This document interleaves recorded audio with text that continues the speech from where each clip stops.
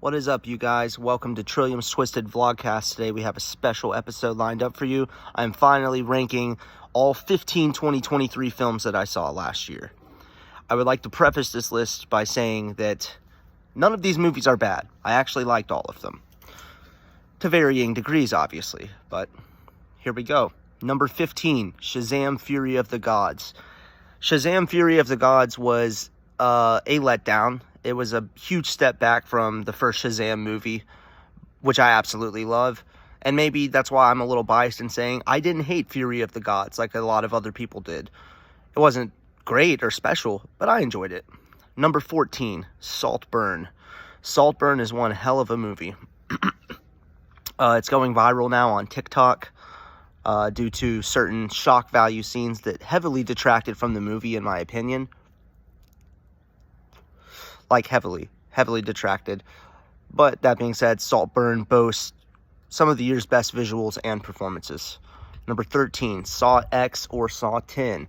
Now, I am a big Saw fan. I was really looking forward to seeing this movie, and when I finally did, it did not disappoint. This is absolutely one of the better Saw movies, and Tobin Bell is phenomenal in it. Number 12, Scream 6. A lot of people didn't like Scream 6. A lot of people thought that it was a silly retread of Scream 2, albeit less done, disguised under a new location in New York City. Some of that's true, but I liked Scream 6 a lot. I really like Jenna Ortega and I can't think of the other actress's name, Melissa Barrera. I think they're great in the movie, and I think this boasts some of Ghostface's most gnarliest kills. Number 11, Evil Dead Rise.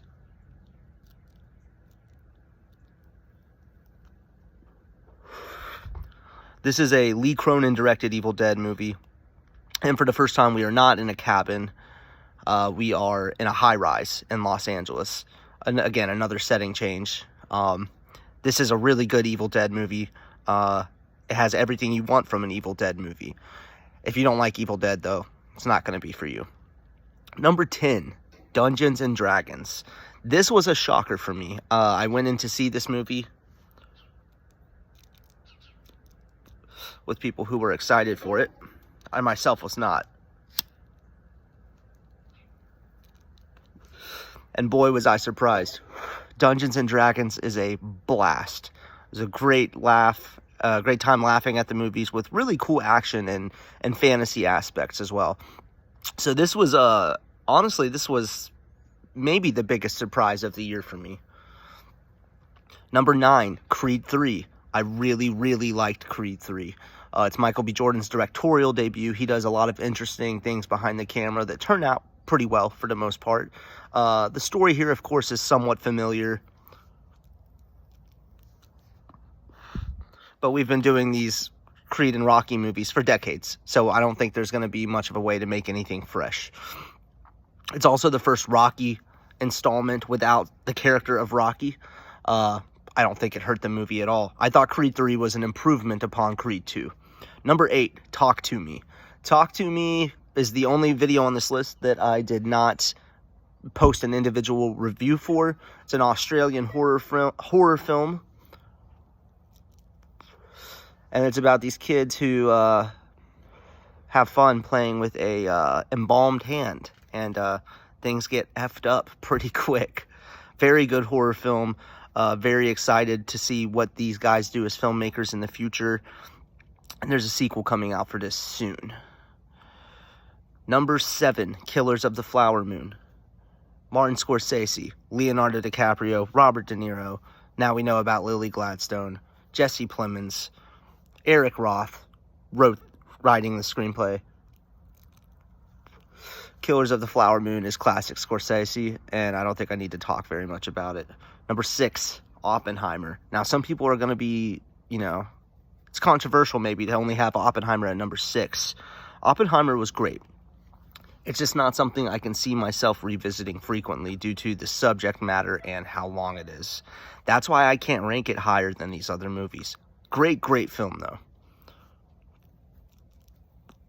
Number 5, Mission Impossible Dead Reckoning Part 1.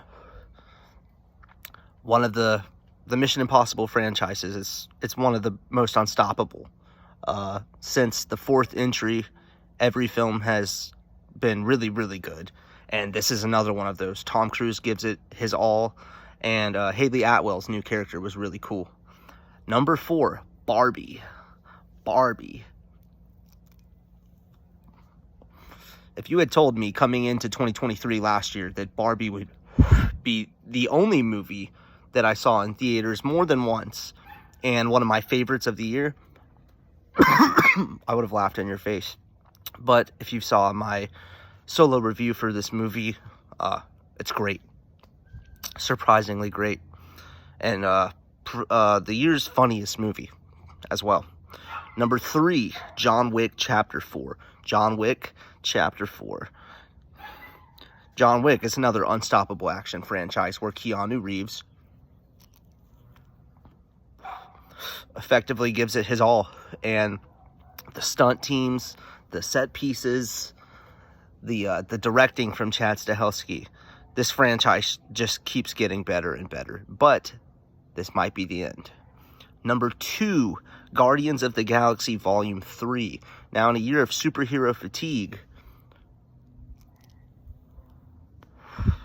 where I myself did not go see every superhero movie, there were more that I didn't see than that I saw. Guardians of the Galaxy Volume 3 is a phenomenal movie. It hits all the feels.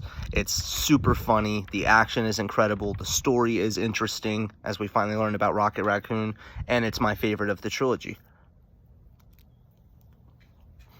Yeah, I said it. Come from my head.